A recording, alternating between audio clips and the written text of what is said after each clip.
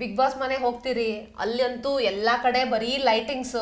ಹಾ ಆ ಮನೆ ನೋಡಕ್ಕೆ ಒಂಥರ ಖುಷಿ. ಖುಷಿಯಾ ನಿಮ್ಗೆ ಹೆಂಗ್ ಅನ್ಸ್ತು? ನಮ್ಗನು ಖುಷಿ ಐತ್ರಿ ಒಳಗೆ ಹೋಗೋದಕ್ಕ. ತುಂಬಾ ಖುಷಿ ಐತ್ರಿ.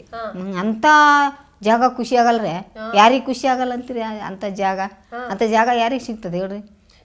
ನಾವು ಹೋಗಿದ್ದು ನಮ್ದೊಂದು ಭಾಗ್ಯ.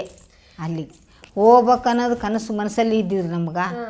ಅಂತ ಜಾಗಕ್ಕೆ ಹೋಗಿ ಬಂದಿರೋ ಅದೇ ಒಂದು ನೋಡ್ದಂಗೆ ಆಯ್ತು ಲೋಕ. ನೀವು ಧಾರಾವಾಹಿ ಎಲ್ಲ ನೋಡ್ತಾ ಇದ್ರಿ ಮೊದ್ಲು? ಆ ಧಾರಾವಾಹಿಲಿ ಇರೋರೆಲ್ಲ ಬಿಗ್ ಬಾಸ್ ಮನೇಲೆ ಇದ್ದವರು, ಅವ್ರ ಜೊತೆ 5 ವಾರ ಕಳೆದ್ ಬಂದಿರಿ. ಎಲ್ಲರೂ ತುಂಬ ಖುಷಿ ಐತ್ರಿ. ಎಲ್ಲರೂ ಧಾರಾವಾಹಿ ಮಾಡಿದವರು, ಎಲ್ಲರೂ ಪಿಕ್ಚರ್ ಮಾಡಿದವರು. ಅದ್ರಾಗ ನಾನೇ ನೋಡಿ ಏನು ಮಾಡ್ಲಾರ್ದಕ್ಕಿ ಅವ್ರೆಲ್ಲ ಅವ್ರ ಕೂಡ ಇದ್ದು ನನ್ ಖುಷಿ ಐತಿ. ನೀವೇನು ಮಾಡ್ಲಿಲ್ಲ ಅಂತ ನೀವ್ ಹೆಂಗ್ ಅನ್ಕೋತೀರಿ? ಈಗ 2 ಮಕ್ಕಳನ್ನ ಸಾಕಿದಿರಿ, ಅವ್ರು ಇವತ್ತು ಬೆಳೆದ್ ನಿಂತಿದಾರ.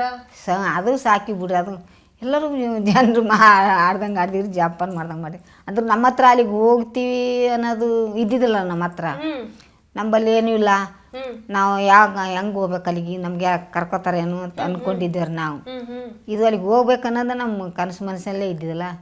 ನಮ್ಮ ಮೇಡಮ್ಮರೇ ಎಲ್ಲ ರೆಡಿ ಮಾಡಿ ಅಂದ್ರೆ ವಾದರ್ಸೆ ಅವರು ಕೇಳಿದ್ರು, ವಾದರ್ಸ ಆಗ್ಲಿಲ್ರಿ ಹೋಗೋದು. ಅದು ಈ ವರ್ಷ ಕೂಡಿ ಬಂತ್ರಿ, ಕಳಿಸಿದ್ರು. ಒಂದು 5 ವಾರ ಕಳೆದು ಖುಷಿಯಾಗಿ ಬಂದೇವು ನೋಡ್ರಿ. ಬೆಂಗಳೂರಿಗೆ ಬಿಲ್ಡಿಂಗ್ ಕಟ್ಟಕ ಅಂತ ನೀವು ಬರ್ತೀರಿ ಅಂದ್ರೆ ಊರಲ್ಲಿ ಕೆಲಸ ಸಮಸ್ಯೆ ಇತ್ತ? ಎಂತ ಕತೆ?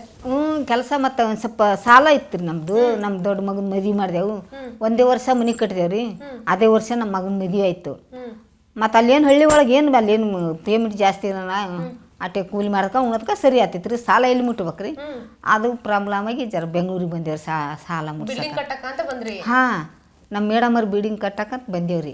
ಈಗ ಅವ್ರ ಶಾಪ್ ಅಲ್ಲೇ, ಅವ್ರ ಅಂಗಡಿಲೇ ನೀವು ಟೈಲರಿಂಗ್ ಮಾಡ್ತಾ ಇದ್ದೀರಿ? ಹಾ ಅಲ್ಲೇ. ಇಲ್ಲೇ ಕಲ್ತ್ರೆ ಮೊದ್ಲೇ ನಿಮ್ಗೆ? ಇಲ್ಲ, ಮೊದಲೇ ನಮ್ಗೆ ಸಾದಾ ಜಂಪರ್ ಬರ್ತಿದ್ರಿ, ಅಂದ್ರೆ ಡಿಸೈನ್ ಬರ್ತಿದ್ದಲ್ಲ ರೀ.